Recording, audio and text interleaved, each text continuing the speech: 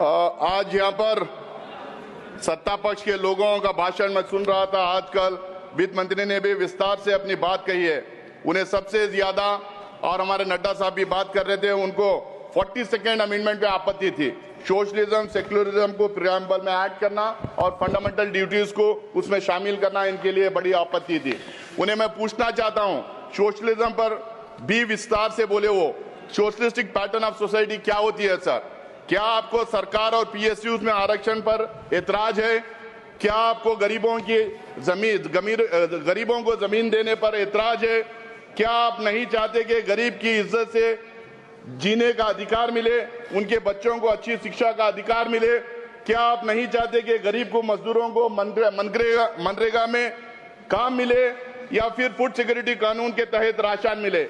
यही तो सोशलिज्म है, यही तो सोशलिस्टिक पैटर्न ऑफ सोसाइटी है सर। अगर आपको इतना ही एतराज है इससे, आप अपनी पार्टी के संविधान में आर्टिकल 1 में जो सोशलिज्म लिखा है उसको क्यों नहीं निकाल देते? ये मनुवादी सोच है, यही मनुवादी सोच वर्णा सिस्टम बना रखा था, लेकिन आज आप उसको आगे बढ़ाना चाहते हैं सर। इसके अलावा प्रधानमंत्री समेत बीजेपी के कई लीडर्स ने कॉन्स्टिट्यूशन अमेंडमेंट की बात की और उसके ऊपर हैरानी जताई। I would like to say, between the adoption of Constitution in 1949 and 2014, there were 98 constitutional amendments. In that period, several pieces of legislation were enacted which significantly expanded the rights of average citizens. And these were unapologetically and uniformly in the larger service of the Indian people.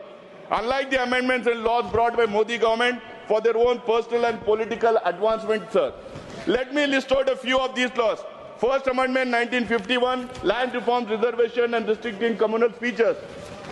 Banking Companies Act 1969, Bank Nationalization. 26th Amendment 1971, Abolition of Private Purses. 42nd Amendment, Addition of Socialist and Secular Boards and Insertion of Fundamental Duties.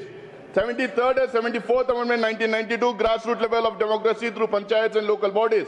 Right to Information Act 2005, Manrega 2005, 93rd Amendment, Reservation for OBCs, Right to Education as Fundamental Right 2009, National Food Security Act 2012, Land Acquisition Act 2013 and so on. इनमें मैं सरकार से पूछना चाहता हूं कि इनमें किन अमेंडमेंट पर उनको परेशानी है और ऐसा कौन सा अमेंडमेंट ये लोगों ने पिछले 10-11 साल में लाया है? चेयरमैन सर, प्रधानमंत्री ने 11 संकल्प की बात की, उसमें उन्होंने जीरो टॉलरेंस अगेंस्ट करप्शन की बात की। अगर इतना ही है तो अदानी के मुद्दे पर जेपीसी में क्यों जेपीसी की गठित नहीं होती? राफेल के घोटाले में क्यों जेपीसी नहीं बनाई? इलेक्ट्रोल बॉन्ड्स में इंक्वायरी क्यों नहीं की? पेगासिस पर जांच क्यों नहीं की? ऐसे बहुत सारे मुद्दे हैं। इन्होंने कांग्रेस के खिलाफ कई आरोप लगाए थे, हम लोगों ने उसमें जांच करवाई, इनकी सरकार भी जांच करवाई। उसको कांग्रेस को बोफर्स में क्लीन चिट मिली, 2G में क्लीन चिट मिली और कोल एक्शन में क्लीन चिट मिली। आपको इन सभी घोटालों की जांच करवा लीजिए, दूध का दूध पानी का पानी हो जाएगा और आपका जीरो टॉलरेंस देश को पता चल जाएगा। सर, इसी तरह से प्रधानमंत्री ने कांग्रेस के खिलाफ सत्ता सुख का आरोप लगाया और मैं इनसे पूछना चाहता हूं, पैंडेमिक में मध्य प्रदेश की कांग्रेस की सरकार किसने गिराई? कर्नाटक की कांग्रेस जेडीएस की सरकार किसने गिराई? क्या महाराष्ट्र में महाविकास आघाड़ी की सरकार बीजेपी ने नहीं गिराई? क्या अरुणाचल प्रदेश में कांग्रेस की सरकार को गिराने की कोशिश नहीं की? मेघालय और गोवा में बिना बहुमत तोड़ फोड़ कर किसने सरकार बनाई? और हिमाचल की कांग्रेस सरकार गिराने की किसने कोशिश की? और तो और साथ इसी सदन में एमपीज को रिजाइन कर बीजेपी ज्वाइन कराने का काम किया जा रहा। ये सत्ता का सुखी नहीं, ये सत्ता का नशा है। चेयरमैन सर, हर हिंदुस्तानी को कोई ना कोई मजहब होता है। हम तमाम लोग किसी ना किसी धर्म में जरूर पैदा होते हैं। उस धर्म को मानते हैं और उसी धर्म में हम लोग रहेंगे भी और उस धर्म का जरूर कोई ना कोई ग्रंथ भी होता है। लेकिन मैं समझता हूं हिंदुस्तान के लिए हिंदुस्तान का मजहब लोकतंत्र होना चाहिए और उसका ग्रंथ संविधान होना चाहिए। Sir, our constitution guarantees equality and justice through its foundational principles.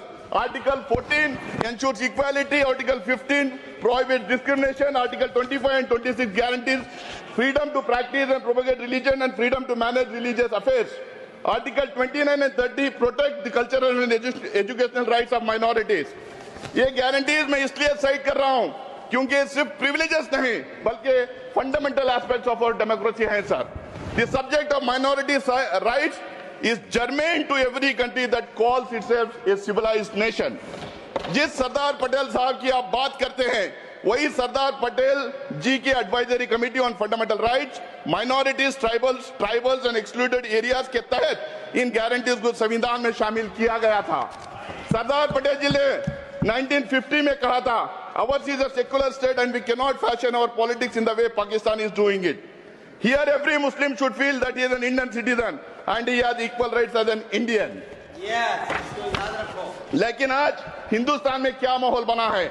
I am sorry to say sir, आज हम लोग बहुत तेजी से माइनॉरिटी हेटिंग नेशन बनते जा रहे हैं. This government has gone to the extent of making communal division into a state policy, thereby betraying the vision of constitution framers and the inclusive nation that they aspire to build. Dr. Ambedkar said, rights for minorities should be absolute rights. Mahatma Gandhi said, the true measure of any society can be found in how it treats most vulnerable sections. Sir, यहाँ पे कल किसी ने बता रहा था, कोई हमारे सांसद बता रहे थे कि एक संविधान पे शरिया का छाप है. उन्होंने मद्रासा बोर्ड के बारे में कहा, उन्होंने वक्फ बोर्ड के बारे में कहा. मैं उनको बताना चाहता हूं, आर्टिकल 25, 26 के तहत everyone has the right, everyone has the freedom of religion, and 26 provide freedom to manage religious affairs including management of properties dedicated to religious and charitable causes. लेकिन सिर्फ वक्फ बोर्ड और मद्रासा बोर्ड नहीं बना है, इसी के साथ में अलग अलग समुदाय के लिए भी रिलीजियस एंडोमेंट एक्ट बने हैं, मुजराई डिपार्टमेंट बना है, अलग अलग स्टेट में टेंपल ट्रस्ट बने हैं, अलग अलग स्टेट में रिलीजियस प्लेसेस एक्ट बने हैं.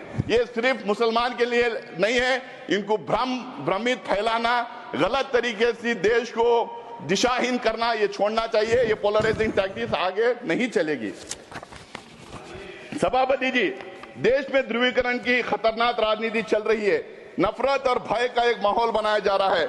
माइनॉरिटीज को आज ऐसा लग रहा है कि जैसा नाजी जर्मनी में ज्यूस का था. इस सदन के माध्यम से मैं देश के सामने कुछ उदाहरण रखना चाहता हूं.